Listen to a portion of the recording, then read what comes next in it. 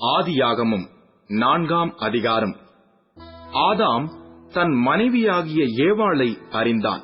அவள் கர்ப்பவதியாகி காயீனை பெற்று, கர்த்தரால் ஒரு மனுஷனை பெற்றேன் என்றாள். பின்பு அவனுடைய சகோதரனாகிய ஆபேலை பெற்றாள். ஆபேல் ஆடுகளை மேய்க்கிறவனானான். காயின் நிலத்தை பயிரிடுகிறவனானான். சில நாள் சென்ற பின்பு காயின் நிலத்தின் கனிகளை கர்த்தருக்கு காணிக்கையாக கொண்டு வந்தான்.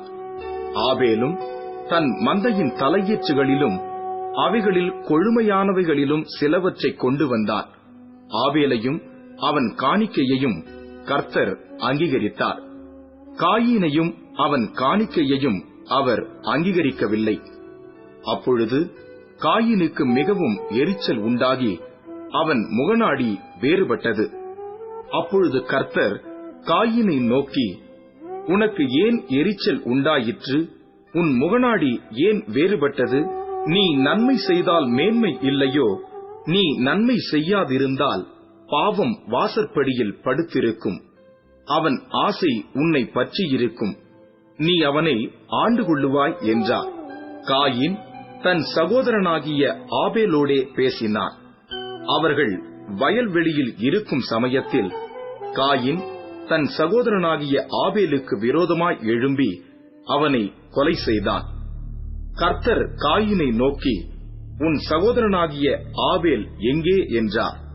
அதற்கு அவன், நான் அறியேன், என் சகோதரனுக்கு நான் காவலாளியோ என்றான். அதற்கு அவர், என்ன செய்தாய்? உன் சகோதரனுடைய இரத்தத்தின் சத்தம் பூமியிலிருந்து என்னை நோக்கி கூப்பிடுகிறது.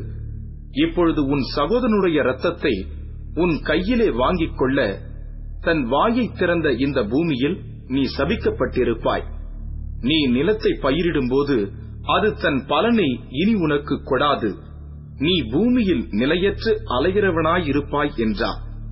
அப்பொழுது காயின் கர்த்தரை நோக்கி, எனக்கு இட்ட தண்டனை என்னால் சகிக்க முடியாது.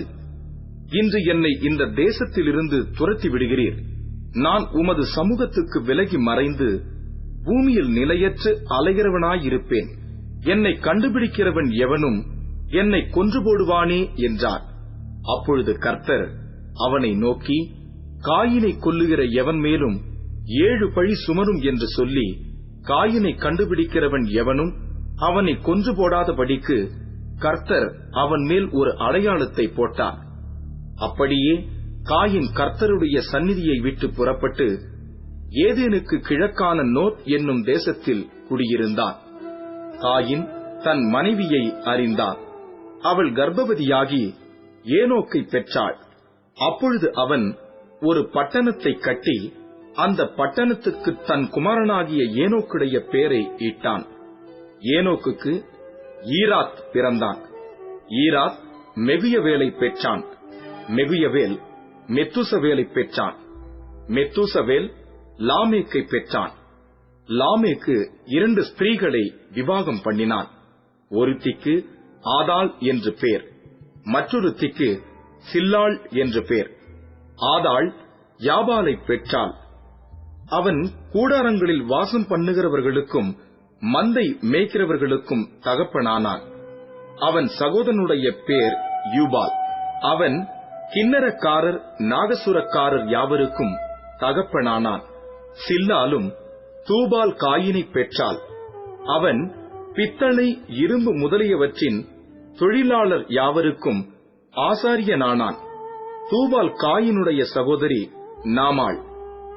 லாமேக்கு தன் மனைவிகளை பார்த்து, ஆதாளே, சில்லாளே, நான் சொல்வதை கேளுங்கள். லாமேக்கின் மனைவிகளே, என் சத்தத்துக்கு செவி கொடுங்கள்.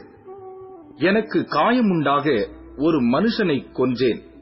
எனக்கு தழும்புண்டாக ஒரு வாலிபனை கொலை செய்தேன். காயினுக்காக 7 பழி சுமருமானால் லாமேக்குக்காக 77 பழி சுமரும் என்றான். பின்னும் ஆதாம் தன் மனைவியை அறிந்தான்.